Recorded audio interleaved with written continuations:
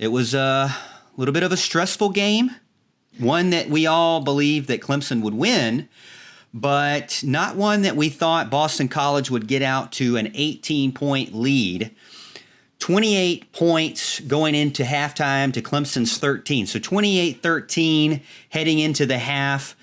And to me, I felt like that there were some fluke things. You know, the touchdown that was like juggled in the air. I mentioned this on Twitter and everybody said, well, give him credit for the nice catch. No, I'm not. I'm not giving him credit for that nice catch. Mario Goodrich was all over the guy. Okay. The ball, he completely missed the ball with his first catch. His hands he grabbed his own hands together. It like bounced off his hip, off his knee, off his shoe, and then back into his hand. I don't know. To me, fluke there. Now, I did have some concerns with the defense not going into the game, but I mean, I was very surprised. Leading up to this game, you're talking about DJ Uiagalelei. You're talking about him replacing Trevor Lawrence and the best player in college football. You weren't talking about the fact that the defense was going to struggle. You weren't talking about the fact that the defense was going to give up 28 points before half. That was a huge head scratcher for me. So when I look back at that game, I will say it was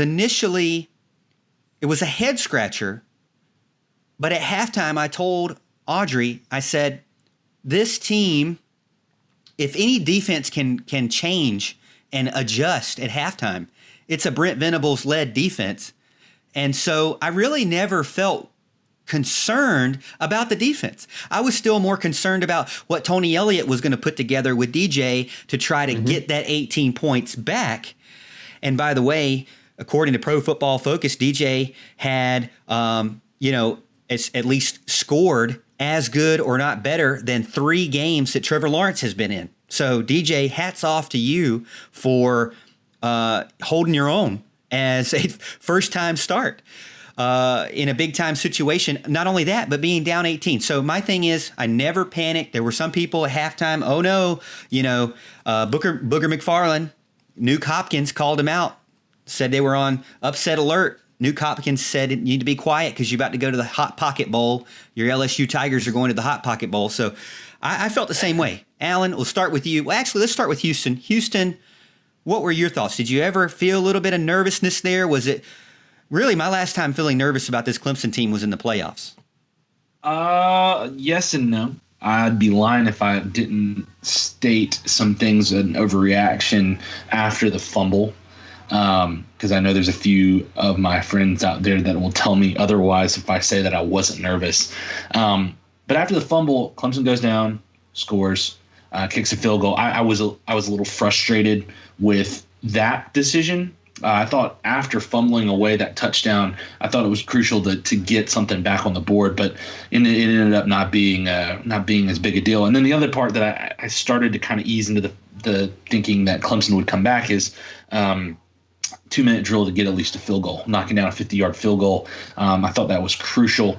And then in the second half, Clemson dominated. I'm actually not as down about this game as I was about Syracuse. I thought Syracuse was a lackluster effort, and a lackluster game plan. I thought this game plan from the offense was actually fairly creative in the way that they got the ball to Travis Etienne to get DJ Uiagalelei comfortable. I thought the defense, as bad as the first half was, and as bad the breaks that they got, came out in the second half, really adjusted, did well, and pretty much shut that team down. And look, credit to Boston College. Phil Dracovic is a better quarterback than Ian Book, and I don't know what Brian Kelly is thinking when he went with Ian Book over Phil Dracovic. That kid's good. NFL arm talent, and he had 2 really good wide receivers. So credit to Boston College, but credit to Clemson for coming out and fighting them off in the end. I will give you this too, Houston. You got a lot of flack for giving Clemson really low grades last week. So you're telling me, looking back, considering the defense, at least in the first half, was doing worse than against Syracuse. So you're telling me it was really not so much about on the score or stat line. It was really more about the effort that you saw on the field. Am I correct? Yeah, that and then the situations that Clemson got themselves into. There were plenty of bust and moments where the defense got gashed up a little bit against Syracuse. Whereas in this one, the second half, Clemson came out and pretty much dominated the second half. On defense, you only give up, I don't even think they gave up 100 yards rushing. They only gave up 79 total yards in the second half. Clemson just gassed them out in the second half. And as frustrating as people might get at, okay, well, we're only getting 2 and 3 yards a carry against Boston College, they just leaned into that, got DJ comfortable, and by the end of the game, Boston College was just dead and couldn't hold it anymore. So I think Clemson really made a good game plan in the beginning for the offense. Just was aided by turnovers and whatnot that didn't help them. But B, adjusted really well and came out and dominated the second half. I do think that they dominated in the second half, and I think it was really nice to see them. So, Al, what are your thoughts? Yeah, man, it was looking pretty bleak after that fumble. If we're just being honest, that's like we said, that's a 14-point swing. I was pretty disappointed in that whole deal right there. I thought that the two Tony Elliott, like Houston mentioned, did pretty well in this game for the most part. I didn't like his calls on first down. There was a lot of runs up the middle that was not working. It's been typical of him all year, and it gets us into bad situations. I don't like that, but other than that, I really thought he did a great job in this game. Unfortunately, on the goal line, he did the same thing, 2 right up the middle, and had the play calls been any kind of good, we wouldn't have to worry about that fumble. Okay, this game wouldn't have been close. We wouldn't have to worry about it. There would be no stress, no nothing. But I get it. You want to hand it to Etienne up the middle like he can get that yard, and that's fine. I understand that, but our offensive line has not been the best at run blocking. We've been talking about that. So I like Etienne in space there every time. Heck, I know they were trying to protect DJ Uiagalelei's shoulder, but I really wanted the fake handoff kind of run around that him and that Trevor Lawrence and Etienne do all the time when Lawrence almost walks into the end zone every time. And of course they did that play later for 20, 25 yards or something like that. So it worked later in the game. He was saving it. You could tell they started to run him in the second half. They got a little bit desperate and they knew what the situation was. And then they were down and they were going to have to kind of pull out some of those runs and make him make those plays, because that's going to be a big time part of his arsenal going forward. You just got to wait till that shoulder gets healthy. And that's fine. I understand that 100%. You got to kind of keep him healthy in the meantime. But yeah, it wasn't as bad defensively as everybody wants to make it out to be. It was 21 points. They didn't give up 28 points. They gave up 21. And 2 of those touchdowns, the first touchdown, I don't think people realized what a difficult catch that was. That was a crazy good catch. And the DB, I forget which one it was draped all over the guy. Okay, it was draped all over him, and he made a spectacular play. Same thing happened with the bobble one where you were talking about. The DB all over him. Goodrich was all over the guy. He was in perfect position. The problem is, in both cases, they didn't get their head around fast enough. It's been a criticism of mine of the Clemson DBs for years. I don't think they get their head around deep down the field. I understand you can't do it early or you'll get beat, you'll lose momentum and that kind of thing. But once you're at a certain point down the field, you look for the ball, and more times than not, you're just going to be able to look up and either intercept it or knock it down. And Clemson simply has not done that very well, in my opinion. And it's a good thing we're close. It's a good thing we're close to these guys, because a lot of the receivers that we're going to play this year can't make those types of plays. I mean, they were seriously some great catches that these guys were making. A lot of concentration, and you got to commend them for that. You kind of tip your cap and move on. But yeah, it was I think the field goal going into halftime was a huge play. A lot of momentum there. I was sitting there watching it with my wife and my sister-in-law, and I told them, I said, yeah, I think if Clemson doesn't score a touchdown coming in a half, I don't think we can come back and win this game. We got a little bit of momentum here. A touchdown is going to be huge. They need it for the confidence. They need it. And, of course, they drove right down the field and scored. And I was feeling pretty good after that. But it was a great game to watch. It was – when Clemson started coming back, especially after that first touchdown in the second half, you could already see it on Notre Dame's face. You could see it on their face. Oh, man, we had this team on the ropes. We had them. This is number one. We were going to pull this big upset, and you could see it in their face. And it was funny because we scored the go-ahead touchdown, and they showed the exact same guy on the screen with the same look in his eyes. I'm like, they know. They understand that they blew it big time. And in Clemson, Clemson's just a good team, and they took it from them, and they showed why they're Clemson, why they've been where they've been for several years, and why hopefully that they're going to continue to be there. But it was a great game, a lot of fun, a lot of stress, but a lot of fun for Clemson fans. And I just want to say to those football players out there, Allen is a really tall outside wide receiver. He doesn't understand the challenges that maybe under 6 foot defensive back type build has. I do, and I've been in the situations actually up against Allen one-on-one in flag football, and it is very difficult to get your head turned around because you're already worried about he's going to out-jump me. He doesn't even actually have to jump to out-jump me, so you got a lot of other things to worry about, Al. I think you don't give these defensive backs, these shorter guys, credit just because you just can't. You got to walk a mile in our shoes, Al. You got to walk a mile in our shoes. In fairness, I was a defensive back too, and I always watched the quarterback. That's why I intercepted the ball so much, because I was a DB. Yeah, but you're like a really tall defensive back. You're like more of a Fred Davis 5-star defensive back. I'm talking about us like Chris Chancellor types out there that are having to make it by. But yeah, I like your points. Travis Etienne, we got to talk about him. Breaks the record, led Clemson in receiving for the game, but is the all-time rushing leader for the ACC. There's a lot of argument, well, he played more games and this and that, but he's definitely a player that I don't think many people expected him to be this. And he has developed into just an amazing player to watch. We're going to miss you, Travis. And Mrs. Etienne, if you're watching this, Mama Etienne, thank you so much for allowing him to come to Clemson for us and the fans to enjoy, because he is amazing at being a running back. Clemson, 18-point comeback win at home, was the biggest in Clemson history. And at the end of the game, post-game conference, Dabo Swinney didn't waste any time letting us know that Trevor Lawrence will not play against Notre Dame. That's the game we're going to be talking about after this, but Trevor Lawrence will not play against Notre Dame.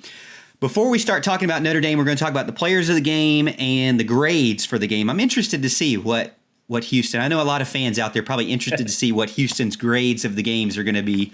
But before I tell you about anything, I want to tell you about this gift certificate that I talked about earlier. Let me make sure you can see it. So it's a Charleston Sports Pub gift certificate available at all their locations. Doesn't matter if you live in the coast, down at the coast, James Island, Mount Pleasant, Charleston, Somerville, or if you're up here in Greenville or Clemson, this can be used. And again, Bill, there is no expiration date, $25 gift certificate.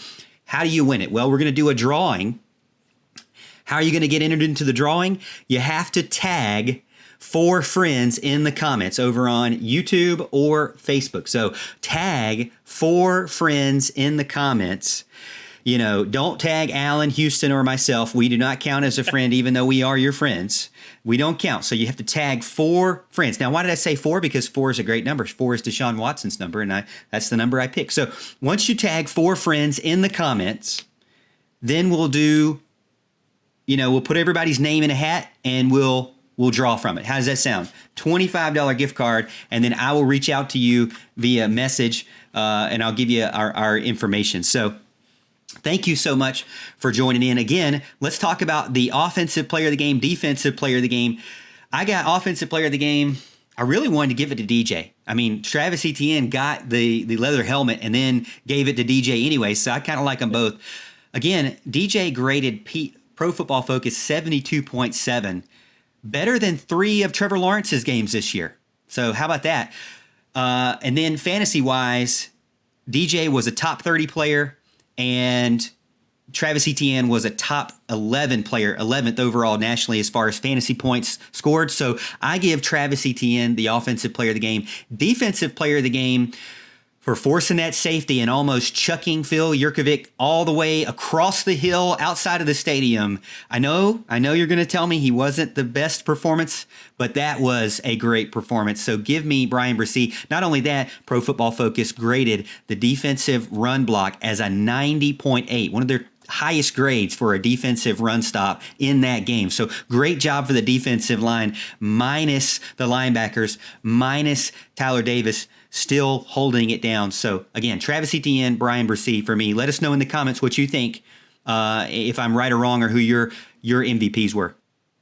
So offensive player of the game, I actually went with Cornell Powell here. Okay.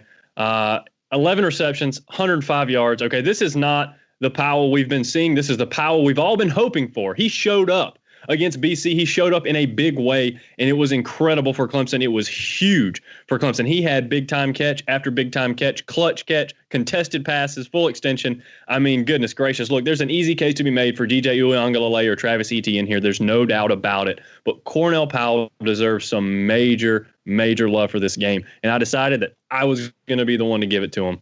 Huge performance when it mattered the most. Very clutch in this game. Definitely looked like the Cornell Powell we've all been waiting to see. So defensive player of the game, I agree with you, Morgan. I have Bryan Bresee as well. There weren't a lot of statistical standouts in this game to kind of really choose from. He had a sack, he had a tackle for loss, quarterback hurry. But he just took a step forward in this game. He was getting a lot of pressure. He was beating double teams. This kid is getting double teamed. I've even seen more than two guys on him. It's crazy. This guy is getting fierce. He's learning the game. He's learning it quickly. He's everything we hoped he would be, and he's been that almost right off the bat. So it's going to be great to see where this kid goes from here for sure. But I definitely thought Bryan Bresee was the player of the game there on defense. Well, it sounds like nobody wanted to pick DJ as the offensive player of the game. So I will pick him as my offensive player of the game. Here's the reasons why. One, 342 yards passing, 367 total yards, 25-yard touchdown run, 2 outstanding passes. I believe, was it 2 passes? I believe it was 2 passes. 2 passes. Looked great. No interceptions. I know the fumble, people would say it's on him, but really no turnovers outside of that one in the 1 yard line. He looked phenomenal. Now, there are things that he needs to improve on. Throwing out to his left and the flat a little bit needs to get a little bit better. But, I mean, look, you can't get much better than that start and that much pressure to lead your team on the largest home comeback in Clemson history, your first start. Kid's already got the stuff of legends, so he's my offensive player of the game. My defensive players of the game are the linebacker trio of I always get the Venables, Jake Venables, Balin Spector, and Trenton Simpson. They had to come through without Jamie Skalski and Mike Jones. There were times that they definitely got beat, a couple of those, but you look at the second half adjustments that the defense made, they were key in that, especially getting to Jurkovec late in the game. So I'm giving those 3 linebackers my defensive players of the game. Yeah, I can't disagree. That's for sure. I think that the linebacking core that had to do what they had to do without having Skalski, that's still going to be out for the next game, and then Mike Jones as well, still undisclosed if he's going to be playing this week or not. We'll see, but I think he will be back. Let's give grades, all right? So for offensive grades, defensive grades, and then we'll give you our Notre Dame preview right after that. But offensive grade for me, and I'm going to go ahead and put this out there again. I am a easy grader, as you guys always like to pick on me here. I'm giving him a B. DJ had 342 yards and 2 touchdowns, did a phenomenal job stepping in for Trevor Lawrence. Etienne did have 1 fumble, but passed the ACC all-time rushing leader and took that, with only needing like 46 yards to start the game. So congratulations to those guys. Cornell Powell, cannot be said enough how much we have really kind of been on him for the past 2 years. Really, we would be on him for longer than 2 years, but we've only ran the show for 2 years. But we cannot say enough how much, 10 receptions. I mean, he had more than 10, but at one point he had 10 receptions and 10 targets and 100 yards or 99 yards. It was like, clockwork. He was a machine out there, reliable for DJ, and great job there. Want to give you so much praise. Guy who stayed, guy who could have left, and based on what you see on the field, could have definitely played at many other schools and started maybe the entire time. Thank you so much, Cornell Powell, for that. Defensive grade, first half, I'm giving you a C because of a couple of fluke kind of things. Second half, did not allow a third down conversion and no points. I'm giving you an A for that. Okay. Wow. Okay. So you split it up. That's not fair. You just wanted to look good with your little A and throw in there at the end. Get out of here.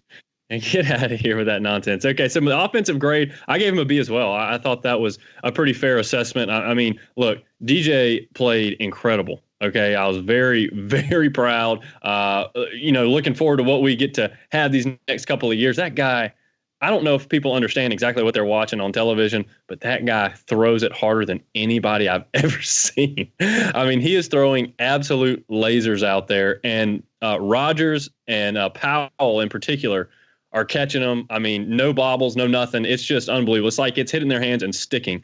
It's like they've almost melted into it when it gets there. It's crazy. They did a really good job. Amari Rodgers had a great one behind the back too, as well. But again, I wanted to make sure we gave more love to Cornell Powell, like Morgan did. Just a great overall performance from him. Very, very proud of the guys. Etienne making some plays in the passing game, had a ton of yards there. As a matter of fact, he was one of my sexy performances. I understand the fumble is what everybody remembers, but he had a great game. He had over 200 all-purpose yards again, which is what Etienne does.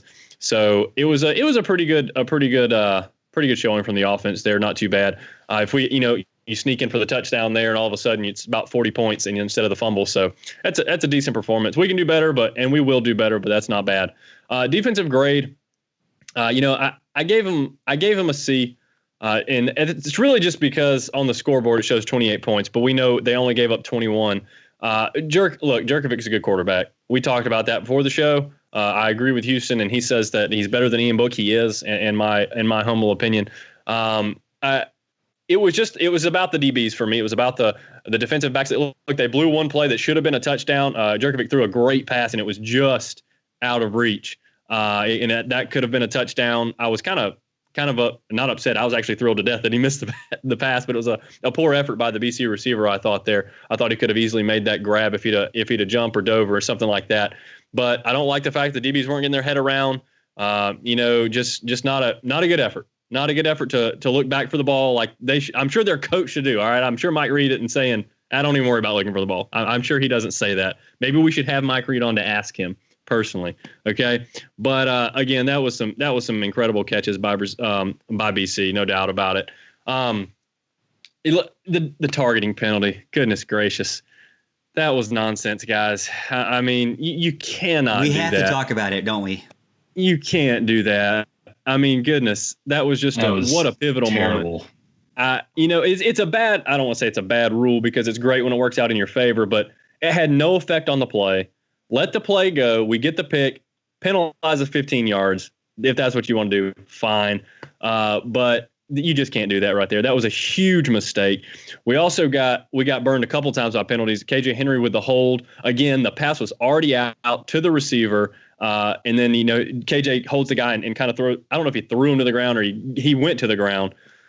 Another big penalty on a massive. That was second 27 or something like that. Goodness gracious, it's tough to lose that. And of course, now I won't fault Mascall. I believe it was he's the one that got the roughing the passer. What an atrocious, just a terrible call. That was a terrible call. Awful call that was. I'm not going to put that one on the defense because that was pathetic by the referees. They got to be better than that. I mean, they're getting paid. They're getting paid pretty well.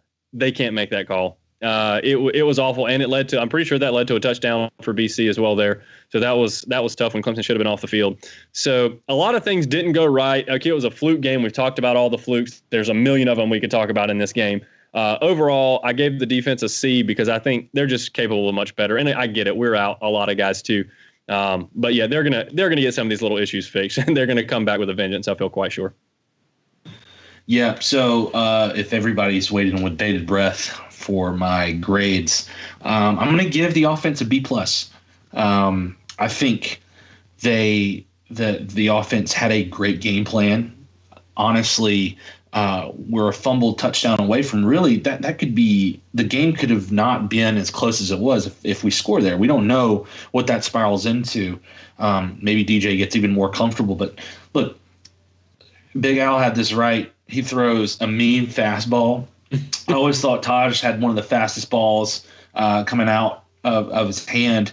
This kid, man, it's like a laser beam every time it comes out. It's amazing, and he looks like a Cam Newton, Jamarcus Russell in his prime, Dante Culpepper, whatever. I've heard every kind of reference, but this kid's good. He played really well. Travis played really well, minus the fumble. We've already talked about Cornell Powell, Amari Rogers. The plan was good too. We were creative in our blocking. We didn't really pass the tight ends, but I can't fault them too much. Maybe they saw something there, but we were creative in blocking, especially in key moments at the end of the game. I feel like Clemson was very, very keen on getting the right people blocked at the right time.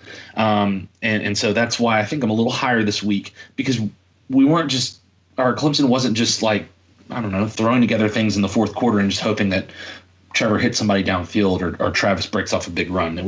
There was actual method to the madness this time around. So I can respect that. I understand that turnover didn't help.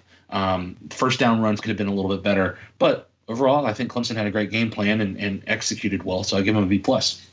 On defense, you can't help but look at two halves, which is why I'm going to give the defense overall a B- on the game. The first half is awful. D game that was going on there. Everything was going Boston College's way, literally. It's just one of those games or one of those halves where Boston College can't do anything wrong. Everything was going their way. They were catching miraculous passes, getting Clemson to jump off sides on just stupid fake field goal penalties. I'm sorry. The whole Joe Tessitore thing drove me nuts. I don't know why you put a Boston College guy calling the game when his son's on the team. I don't know. Maybe, I know Herb Street's kids are on the team for Clemson, but it's a totally different thing. I don't know. But that just kind of hurt me a little bit. I think with that, you pair it with almost a B+ A effort in the second half, minus some dumb penalties for the defense, holding them to 79 yards. No real rushing threat. Jerkovet got thrown to the moon by Brazee. I think Clemson ended up getting a B-, and I think that this second half for the defense is going to parlay into future efforts going forward. I think Clemson was able to figure out on both sides of the ball how to win with a bunch of youngsters in key positions, and that's going to be huge going into South Bend.